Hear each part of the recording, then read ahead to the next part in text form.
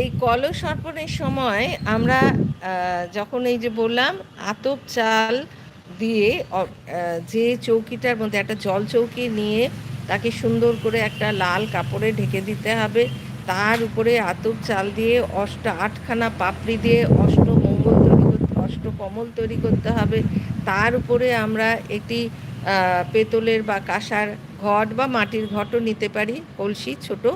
তাতে সিঁদুরের ৯টি ফোঁটা দেব, তার উপরে ৯টি পাতাযুক্ত আমের পল্লব দেব, সিঁদুরের এবং হলুদের ফোঁটা দেব প্রত্যেকটি পাপড়িতে। সেই আম্রপল্লবের ওপরে আমরা একটা শুকনো নারকেল তাকে লাল কাপড়ে জড়িয়ে সুন্দর করে রলি দিয়ে বেঁধে দেব এবং সেটাকে তার উপরে ঘটের উপরে দেব, আম্রপল্লবের উপরে রাখবো এবং সেই ঘটকে সুন্দর করে চন্দন